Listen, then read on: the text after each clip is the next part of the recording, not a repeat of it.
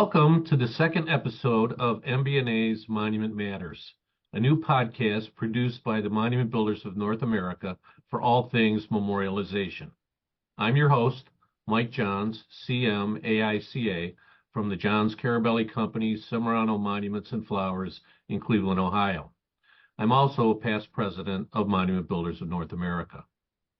MBNA, for those of you unfamiliar, is a 118-year-old association with the mission to define and promote memorialization in a viable, innovative, and diversified way for its membership, and to enhance awareness of memorialization by the general public and remembrance industry.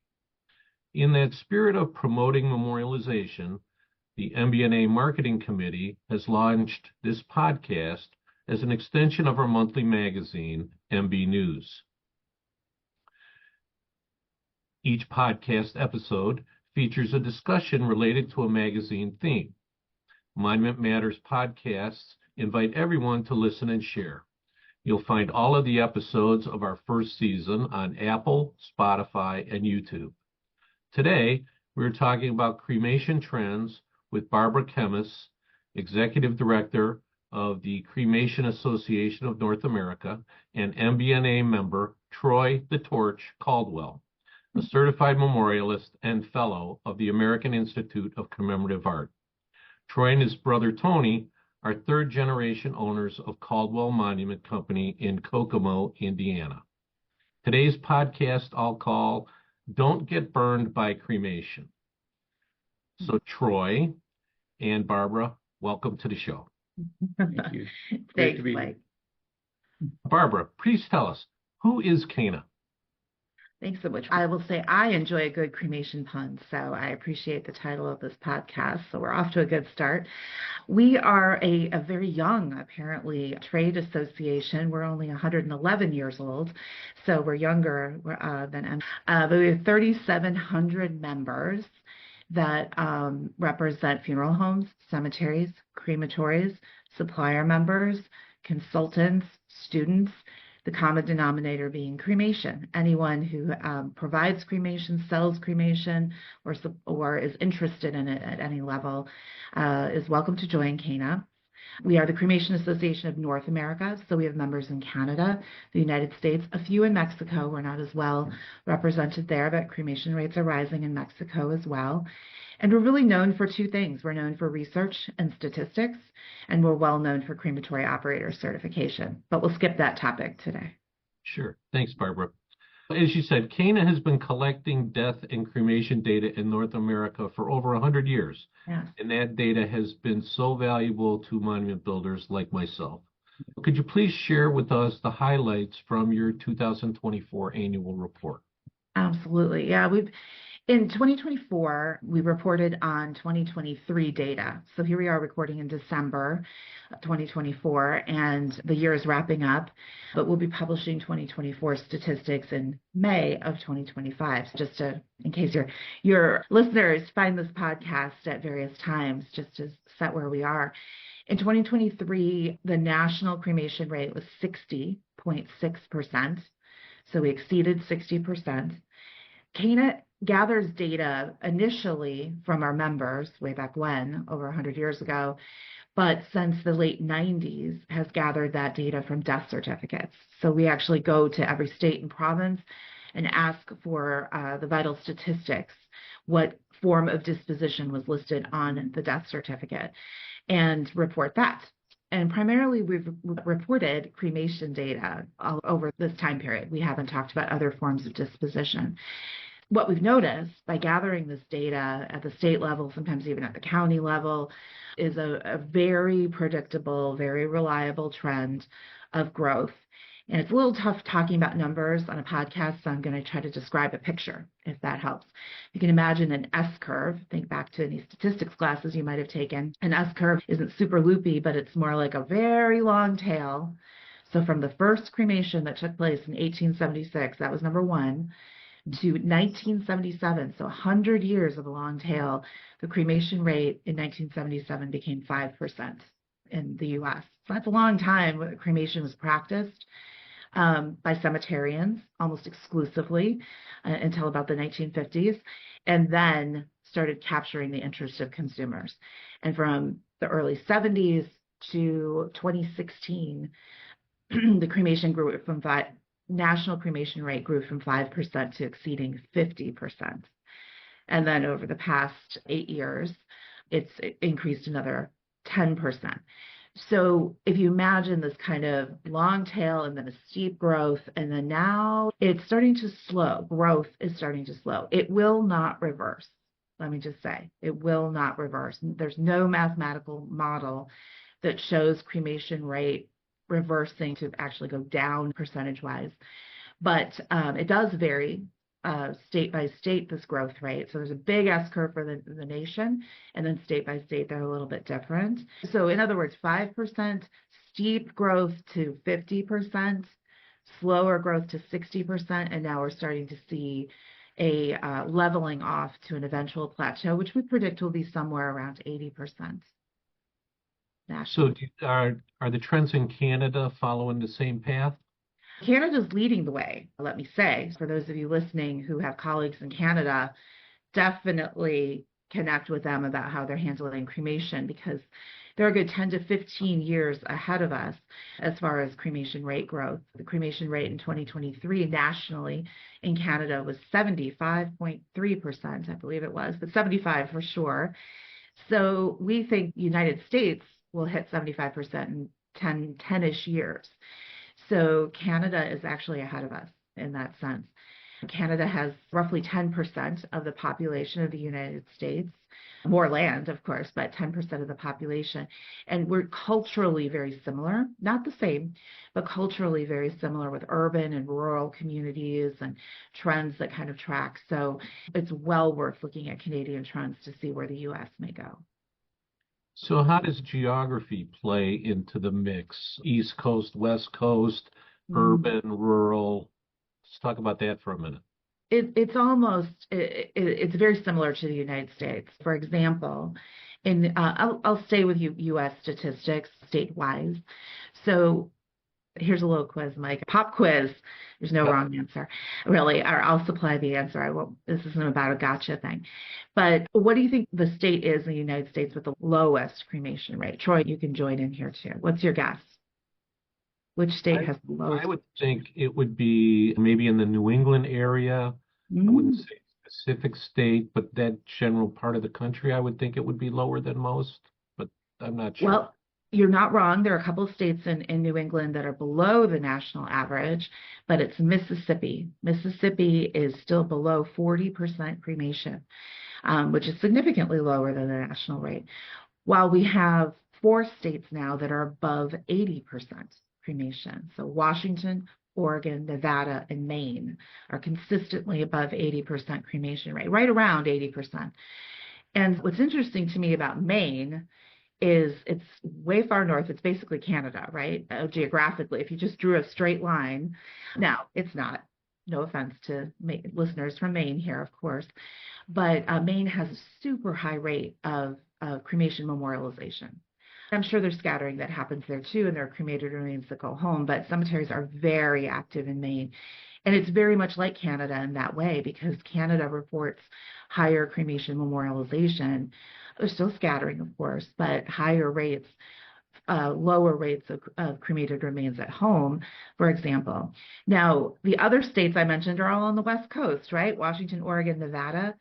And sure enough, that's a trend that flows in Canada as well. British Columbia is over 90% cremation as a province. And that's a big population center as well. So as far as urban versus rural, also much like the United States, the populations tend to be on the coasts and more rural area and farmland and manufacturing and stuff in the middle of the country. And so that tends to be less diversity in the sense of religious, ethnic, racial diversity, it just more homogenous communities, more ties to the community and therefore the cemetery. And so even when, say, snowbirds move to warmer states or provinces for warmer weather or better weather, they still may go back to those home provinces to be buried and earned in that case. So those trends are similar to the US, for the US and Canada. Troy, any surprises there for you? No, just observations. I think part of the reason that Canada probably leads that trend is because the inconvenience of their winters was preventing them from doing traditional burials over numerous months during the winter. And so they got a head start on doing more cremations early, and then that momentum just carried them forward. And I think that's probably the case for Maine as well. The West Coast, I think it's more of a trend setting thing, because obviously the winter isn't the object that made it more practical for cremation, I guess is the reason. And I think that's part of it. I think it weighs into practicality and convenience. So sometimes it's a choice, not in your studies, Barbara, and all the studies I've read are not pointing towards it's just a financial thing. It is not. It's a convenience and practical thing. And so we can't discount that at all, for sure. No, that's right. I'm surprised though that California, Bobby, wasn't mentioned in your top. Yeah.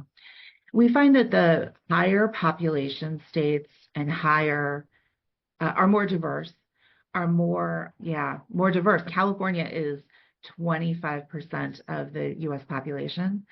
So it stands to reason that it's in the high 60s, which is a little bit above the national average, but I think it's the second largest Jewish population, for example, that tend not to cremate, a big Muslim population, a lot of immigrants and first generation immigrants, if assuming they're coming from a place where cremation isn't the norm, may choose to bury or ship their body back to their home country, right?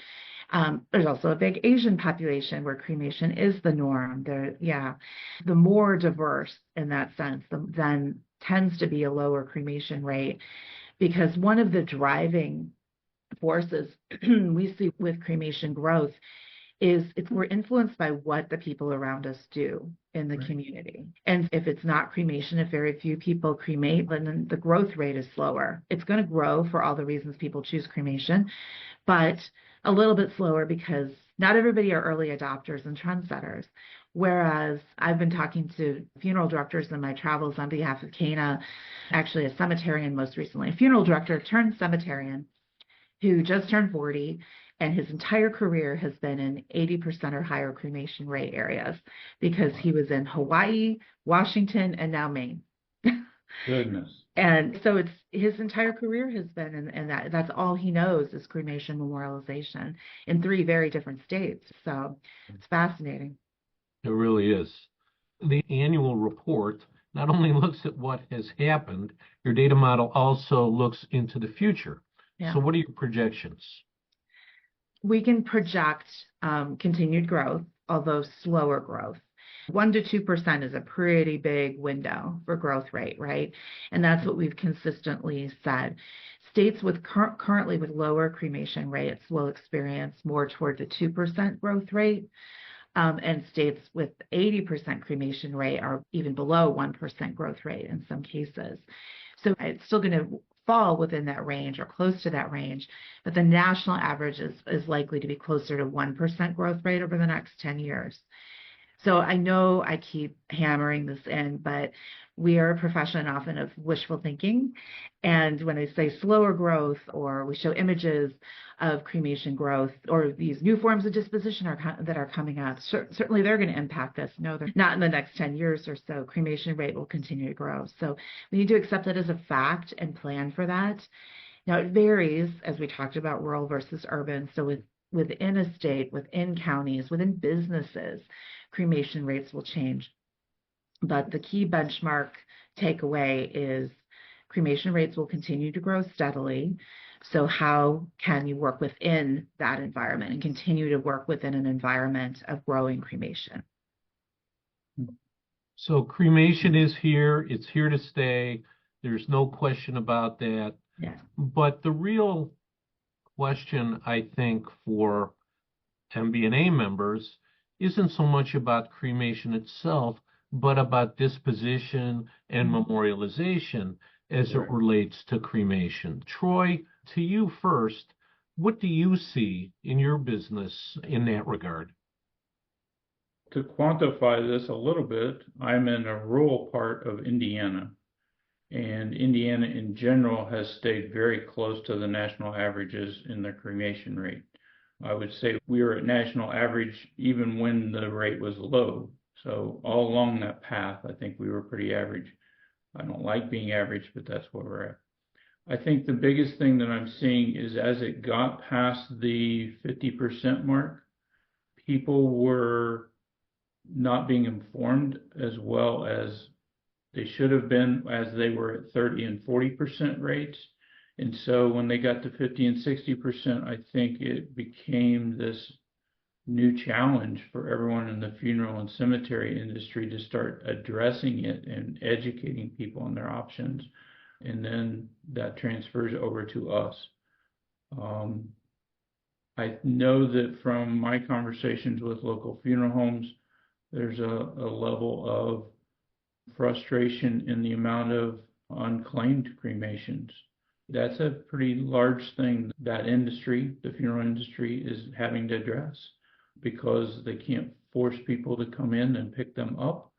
And they're trying to come up with the appropriate ways to handle that. For the monument dealer, I guess I can speak to that because I'm 40 plus years into this. It has increased the challenges for us to create creative memorials that accommodate both the cremation in the memorial and accommodate if they choose to bury the cremation in the ground. Probably the biggest thing that we've struggled with is being the memorialist for the cremation that stays at a residence. And Barbara and her group and the new study that they did recently showing that a lot of these cremations have ended up in the residence.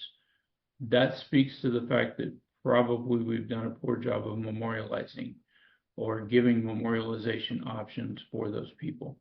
So I think the challenge is pretty steep for us as memorialists, but we're learning as on the fly and we're adapting as we go. And that's the way we've been all through my career anyway.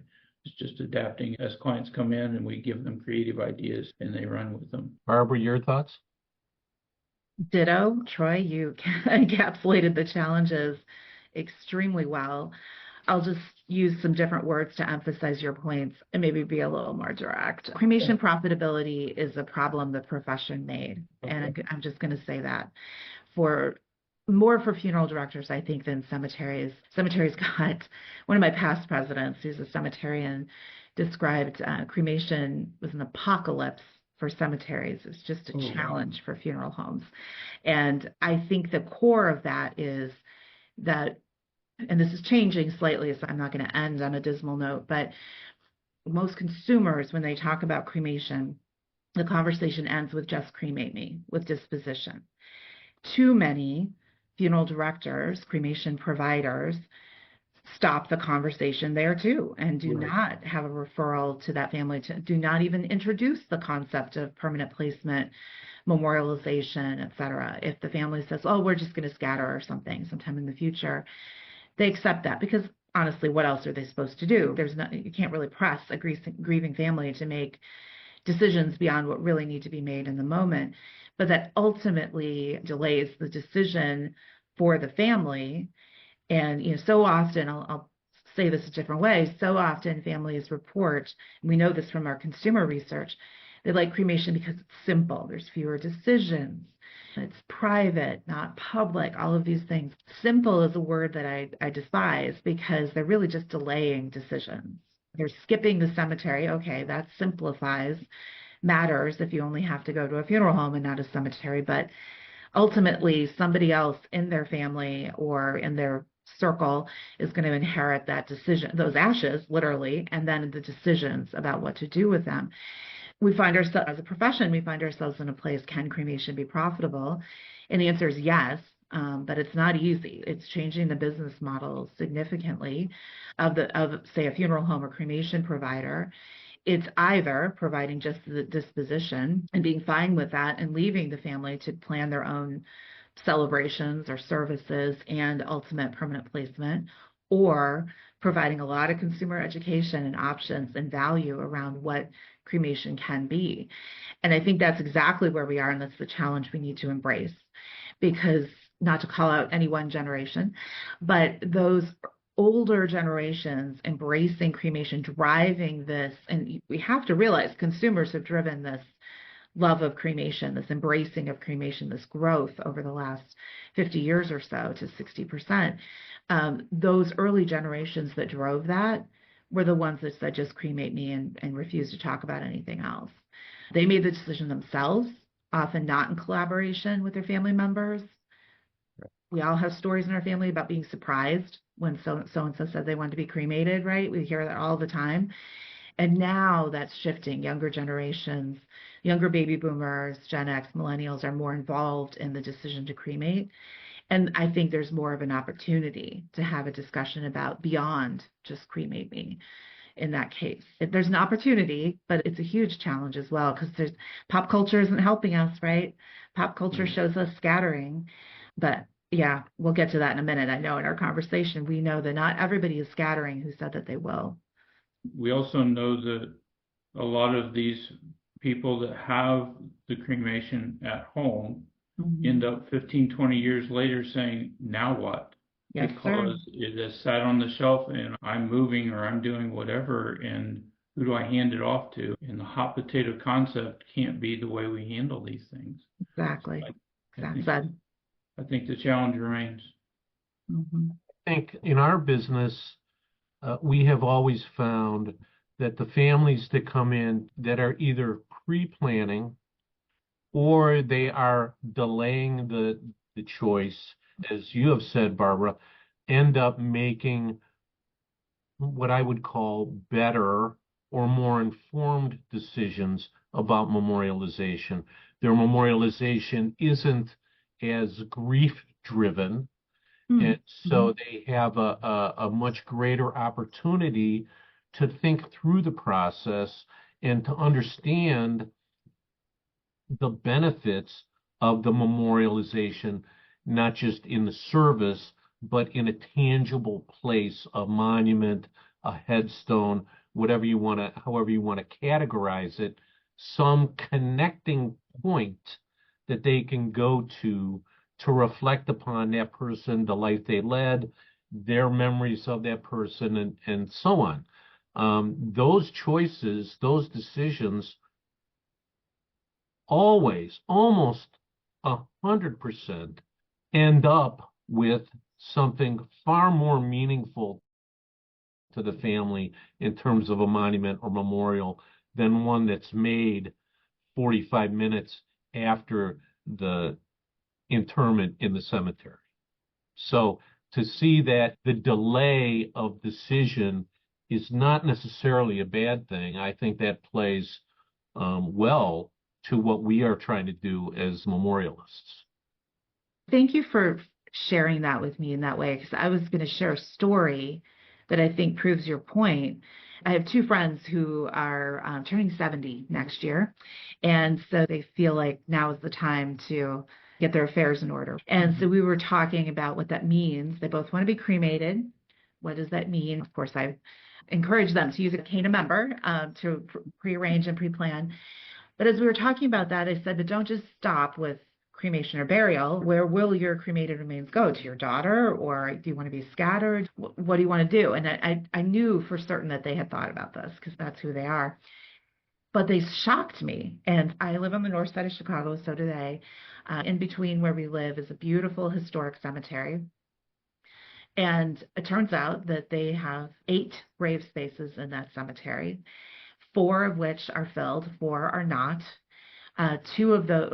Maybe all 4 of those were supposed to be their parents' level, but all were cremated in their home. They have 7 sets of cremated remains at home, and probably more if they put a call out to cousins and family members.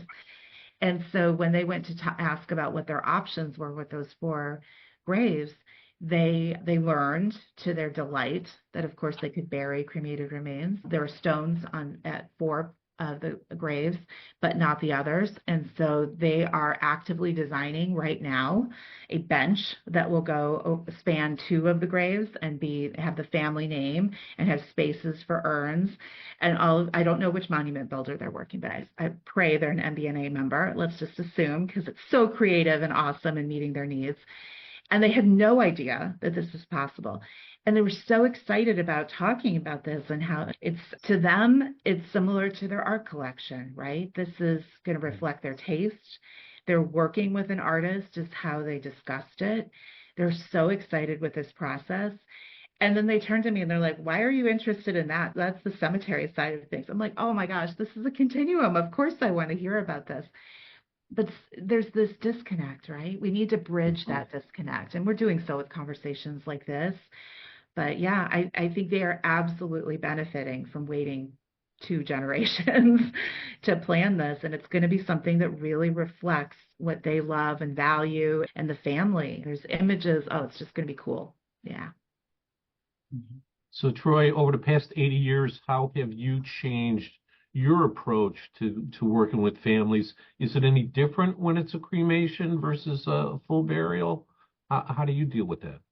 For clarification, I'm not 80, and I've only been in this business all my life, full-time, a little over 40 years now. How has it changed dramatically?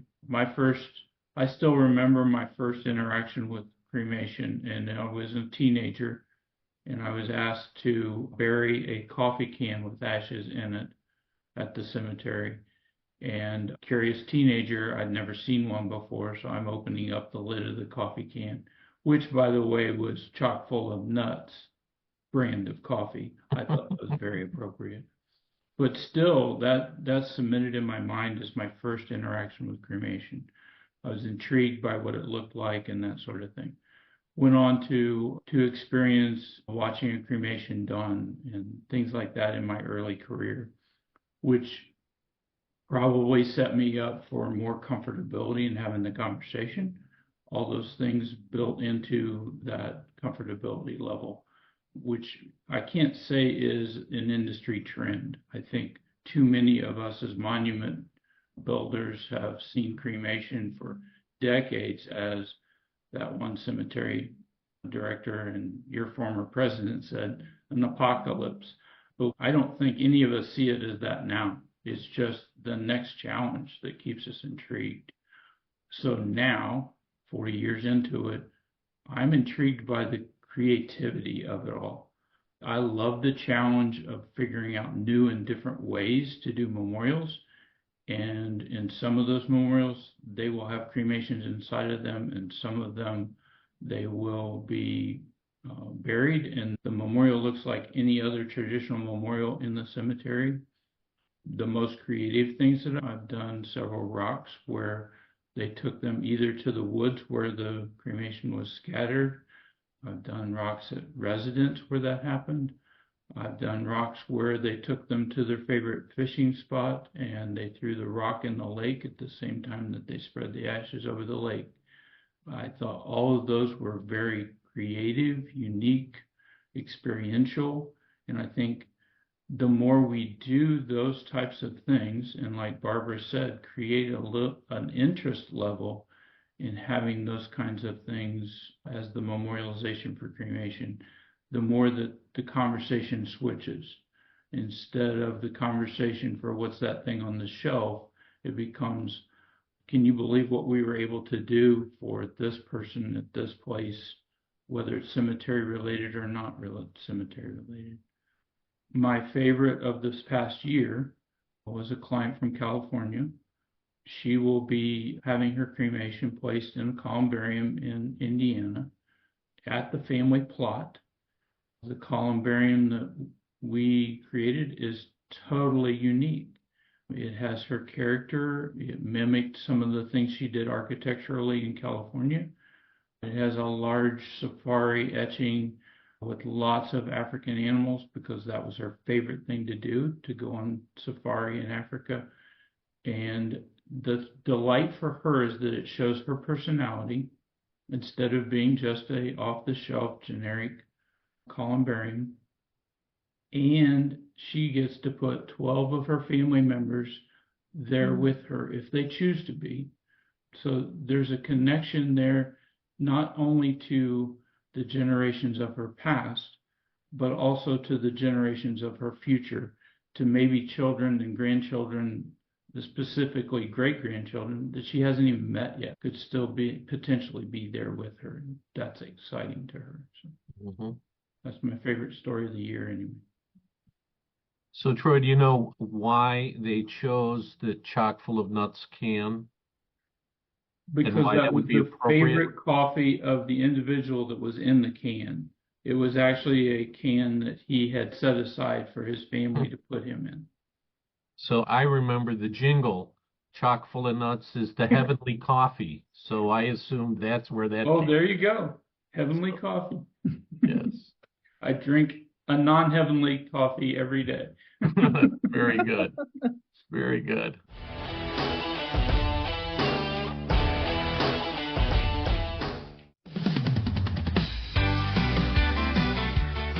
Why attend the 2025 Monument Industry Show in Cleveland this March? It's more than just an event, it's an experience that connects you with the industry's best. Our attendees say, the Monument Industry Show is a must-attend event for networking, learning, and discovering new opportunities. With education sessions, tour, and live demonstrations in the sold-out exhibit hall, you'll gain the knowledge and skills you need to stay ahead in the industry. Networking doesn't stop when the exhibit floor closes. Join us for evening receptions and exclusive events at iconic Cleveland locations like the Rock and Roll Hall of Fame. Don't miss out on the connections, knowledge, and inspiration waiting for you at the 2025 Monument Industry Show. Register today and be part of something extraordinary.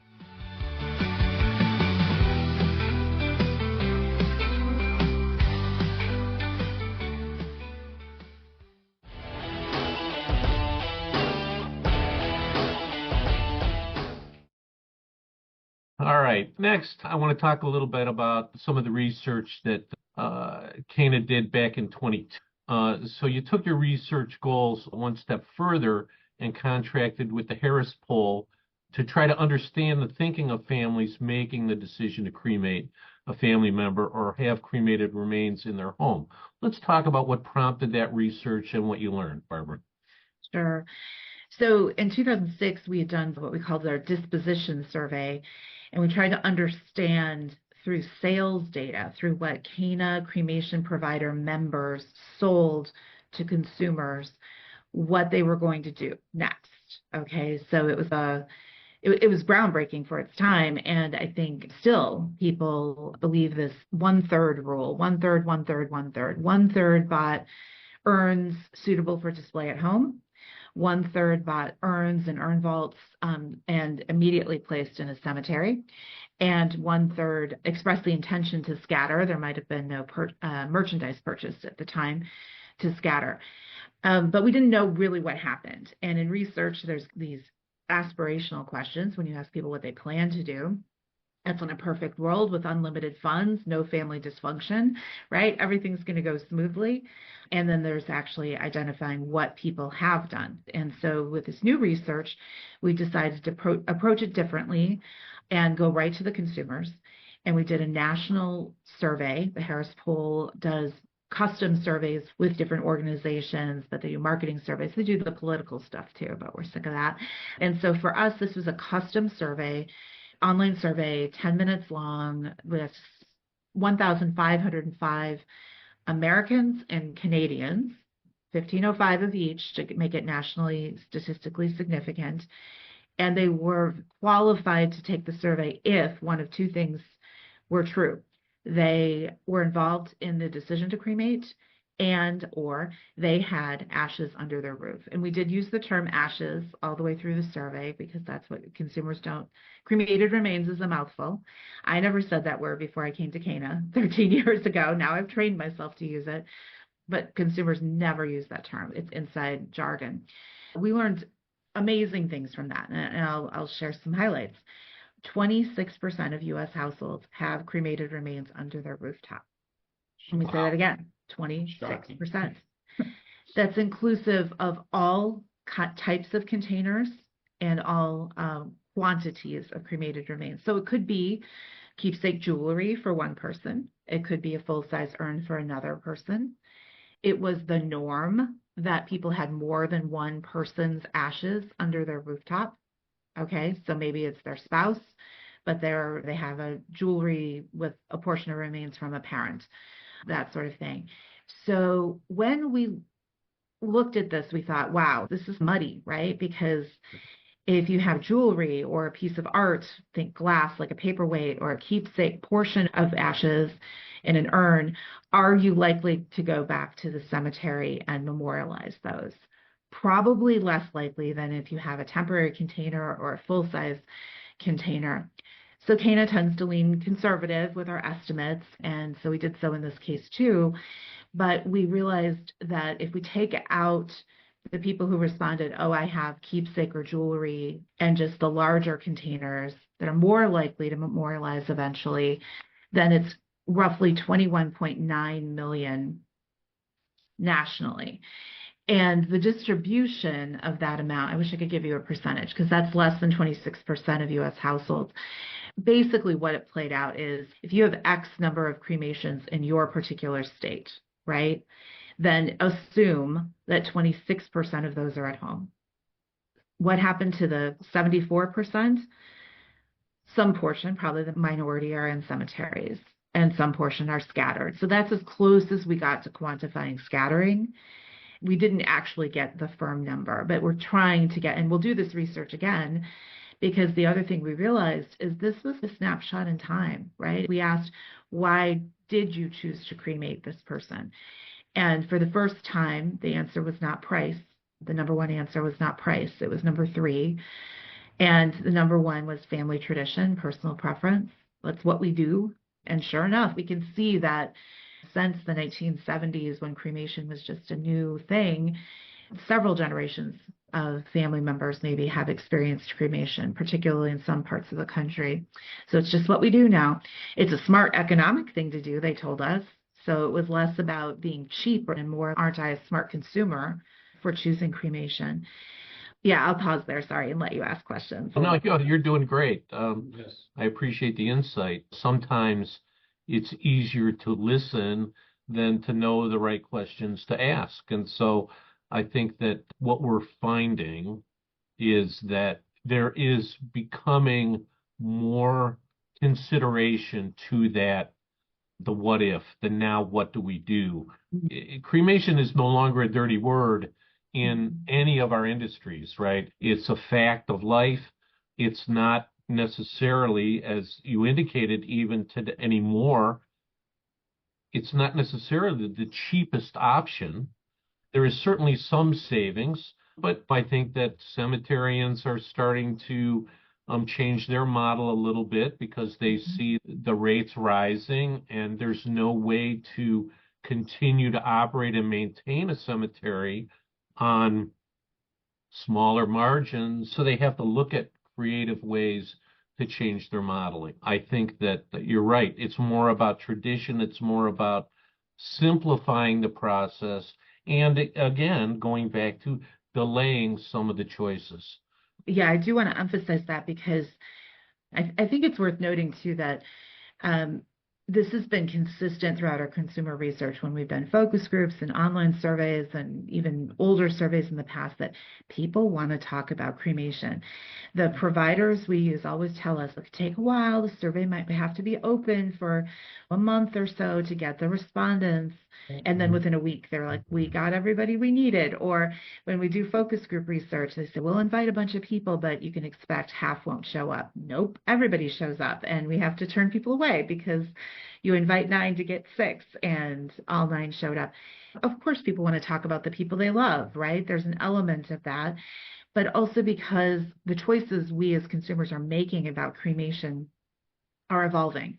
We're creating new traditions with every experience that we have, but what we hear from consumers is that they're still curious about what they could have done. So the same research showed that across all generations, they were very confident that they knew what their options were and equally curious about new options that could be available to them the next time. So the hunger I don't believe I'm exaggerating, the hunger for options around what is possible. The assumption is that cemeteries just bury. That's just all cemeteries do, whether it's cremated remains or whole bodies and caskets, they just bury. And so there's a true lack of knowledge of memorialization options above ground or in a natural setting or at home for that matter. I learned something today. So I think that this is all good news, really. We've benchmarked, we have a baseline of knowledge, and surveys are an educational tool themselves. So now those people who participated in this survey read definitions of memorialization options, understand that some cemeteries, not enough in my opinion, offer a wide variety of memorialization options, and they have some language to use to ask for that, and hopefully they will.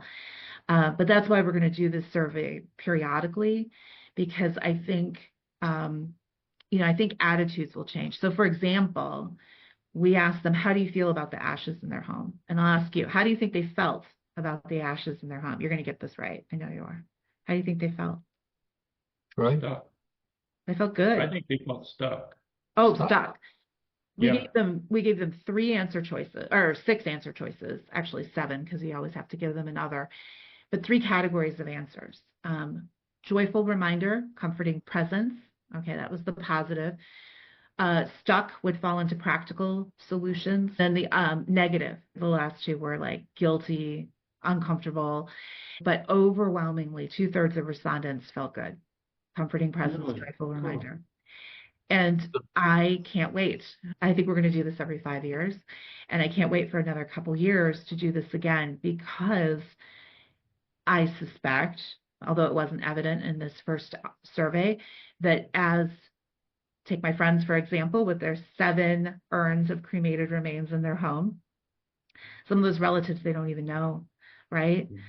Some of those urns came from Europe when their great aunts emigrated here. Like, they don't know these relatives, but they have them. But their mothers they love, right? And have a connection to. And so, it's just, I think as time passes, their emotions change too. And we're hoping to mark that with future research. But overwhelmingly right now, people feel good. And so I think when you hear cemeteries market scatter days or other marketing events to bring cremated remains out of the house and into the cemetery, oftentimes those marketing messages are solution-based, right? You feel stuck, you feel guilty, you feel whatever. We've got a solution for you. And they're successful, right? They're widely successful. Imagine if we can figure out a way to care about your loved one as much as you do. And we have a solution that honors them. It's just, there's lots of opportunities here. So then most of the folks that are tasked with keeping those remains at home look at that as they were chosen. It's a good thing. I'm the guardian of those remains, as opposed to the keeper, the one burdened with that responsibility. It's much more of a positive embracing of that. Yep. Yeah, and if I can share a short story, when my father died 7 years ago, he told us, just cremate me. In fact, he wrote it in big block letters on his prearranged contract. So when we're sitting with the funeral director and he pulls out the contract, I see my dad's handwriting, just cremate me. And we never once spoke about whether he wanted to be scattered or buried. My mother still lives in Texas. I'm in Illinois. Typical family, right? We're all over the place. Where are we going to buy a space that everybody can go to? Will anybody ever go to us? All of those questions are floating around in making these decisions. And I learned this from somebody, and I can't remember who, and I like to cite my sources, so it bothers me. So if anyone's listening to this, and I'm quoting you back to you, let me know.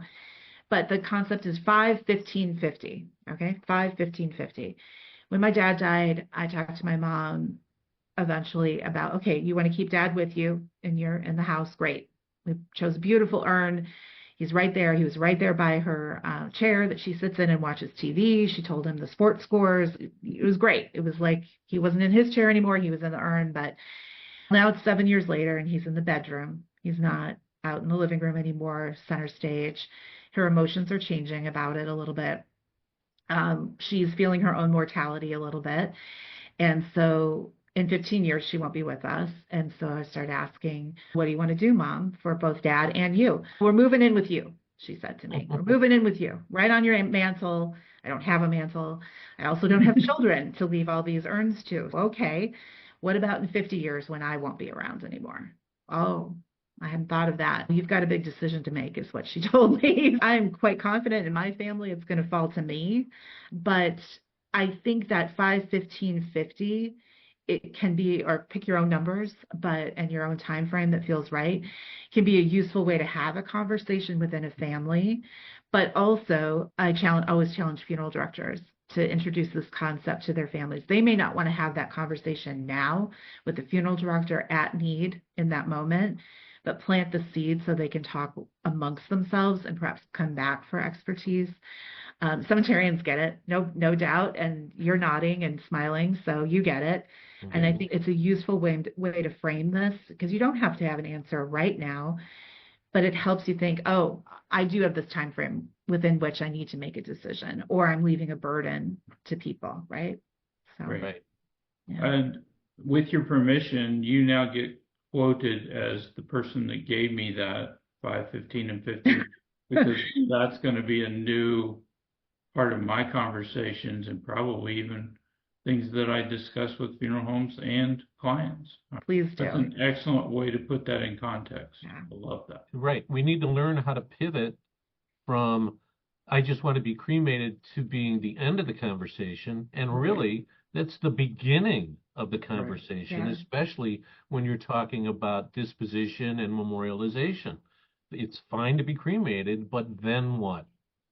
Yeah, and so that's the opportunity that we have, and it truly is an opportunity. And it's a challenge, yes, but it's a positive, and we need to look at it that way. Yes. Yep. Creative challenge and opportunity, yes. Was there anything that came out of the study, either on the positive side or the negative side, that you didn't expect, or that you were very surprised by? What didn't fit your expectation? I was surprised how many veterans' remains are at home. 51% was reported. 51% of those ashes at home were veterans. Now, granted, those could be keepsake, but given how many benefits there are for veterans to be placed in national cemeteries, that struck me. And we've shared that data with Veterans Affairs for their planning purposes. That could be a lot of people coming their way. And for planning purposes, that could be helpful. But that surprised me. And I think the only disturbing thing that we learned is at the end of the survey, we were surprised by the 26% number. We just, that was high. And so we worked with Harris to do a follow-up mini survey to validate some of the things that we thought were maybe outliers. But nope, they were confirmed. But one of those was to ask people those aspirational questions. Where would you want to be memorialized? Okay, you've done the survey. Here's all the definitions. Here's your options. And we defined above ground burial, columbarium, buildings, like we just described glass front niches. We also described walls. We described scattering gardens. We described all the kinds of things you could imagine, including scattering. And then, this is why working with a professional is so helpful. We came up with this whole list of ideas, and Harris said, we need to include scattering. And don't we need to include like the funeral home? Aren't there a lot of remains left at funeral homes? Wow. And I'm like, oh, that would be, yeah, let's put the funeral home. And not that we want people to do that, but we want to see how many people think that's 4%. 4% of respondents said the funeral home's just fine for me. I know. Wow. Right. 4%. And I think it's true, still true. The majority of remains left at funeral homes are people who just don't have a plan, right? And they can't face it. They're still actively grieving. There's so many issues. There's family dysfunction. They just don't know what to do. But 4% think that's just permanent placement. So there you go. Wow. So we've got some work to do there. Absolutely. Yeah. So Troy, over the last 40 years, not 80, but the 40 that you've been directly involved, how have you changed your model, your interaction with families in terms of cremation? And what do you think the typical MBNA member can do with the research and data that we're getting from the CANA surveys? I would say make sure that you have an open mind and a creative mind to rise to the occasion of what the consumer is driving. We need to make sure that we are the forefront of permanent memorialization, wherever that is. We also need to make sure that they know that there's lots of options. Almost every day, I have clients that come in and they say, we're choosing to be cremated, or we've already had these cremation urns or whatever, and now what do we do? In the fact that they show up at our door without knowing that doesn't happen with traditional burial in a vault. They show up knowing exactly what they're going to do. They're going to put a memorial in the cemetery at the head of that grave. But when it comes to cremation, even though they are intrigued, as Barbara discussed earlier, they're intrigued to have the conversations, but they're not having them, at least not with somebody that's got options or ideas in mind.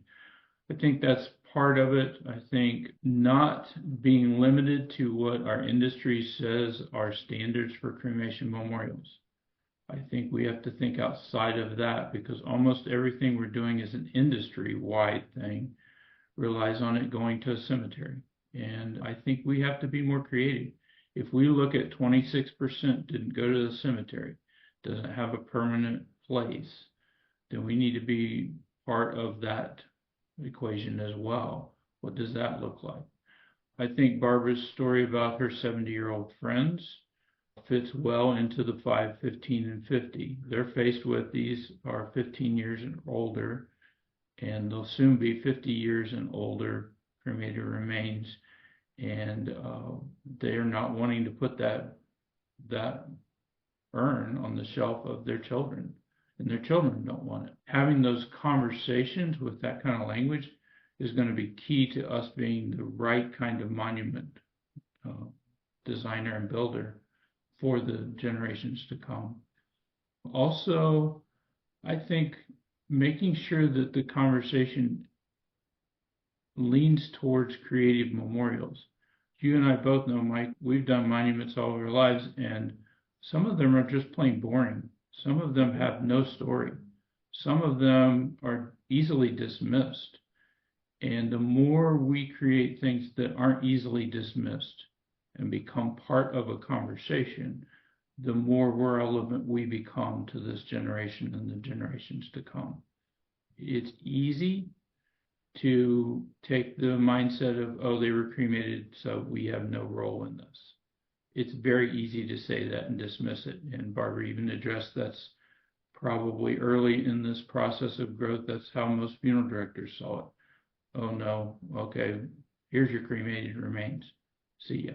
And that's a disservice. And I think we can have a voice in how funeral directors that we interact with think outside of the box and think in terms of having that conversation. So I think we have to step up our game and broaden impact or influence in this regard.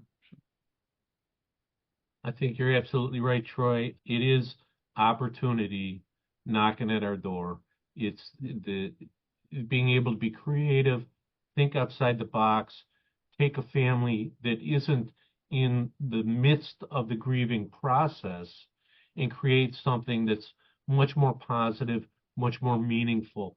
I'll say that some of the most interesting, fun, and creative things that we have done as a company are for folks that have been cremated. One example is a picnic table, if you will, that has a granite table and some seating around it that the family put in the cemetery in hopes that other people would stop and sit and have a picnic lunch and just remember those folks, remember their own loved ones that have gone before them. It's just such a great opportunity to do something that no one else would. You don't generally fit into the box of cemetery memorial. It's something just completely different. With that, I want to thank Barbara, unless you have any closing thoughts, Troy or Barbara, anything you want to leave with? I just have one that I'd really love to share, and I think I'm just reinforcing what you've said is I speak to a lot of cemetery association groups. I talk to a lot of cemeterians, members and non-members. And yes, that's a self-selected group. These are people coming to meetings. Okay, I get that. But I've yet to come across a cemeterian who has embraced cremation memorialization and failed. Okay, maybe ossuaries don't sell like you want them to, okay? But some people use those ossuaries as a stepping point to more private memorialization. My point being, cremation memorialization sells, and cemeteries that don't offer it or only offer burial, it's really time to rethink that. And cemeteries, through their policies and practices, have so much leeway. There's very few laws restricting what they can do, right? It's usually within the cemetery itself, the rules. They have so much leeway. And so I think it's time, it's beyond time, to think about how to embrace opportunities related to cremation, to draw existing lot owner families in and new families in as well. And work with your local monument builder. Obviously, you've got the expertise right there. And thank you both. I've learned so much from you. I really appreciate it. Very good. Thank you, Barbara. I've learned so much in the last 24 hours just studying some of your research and having this conversation. It's just amazing, benefited greatly. So thanks Awesome. for that contribution. I'm glad that our associations work together to benefit our members, because that's a great opportunity as well. So thank you for that. Absolutely. I think that in closing, that's what it's all about. It's about education. MBNA, there's a lot of folks that say, what's in it for me? And the simple answer is, right now, MBNA is the best vehicle and opportunity for anyone in the monument building industry to learn and to grow and to be on the cutting edge of what consumers are thinking. So I know that those members will also enjoy reading more about CANA research and other insights into memorialization for families choosing cremation in the February issue of MB News. The next episode is a celebration of the craftspeople responsible for the amazing monuments produced by MBNA members. So thank you all for listening to Monument Matters. MBNA invites you to stay connected through Facebook and LinkedIn.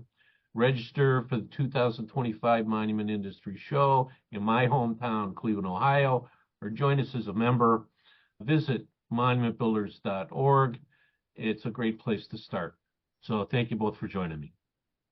Thank you. Bye now. Thank you.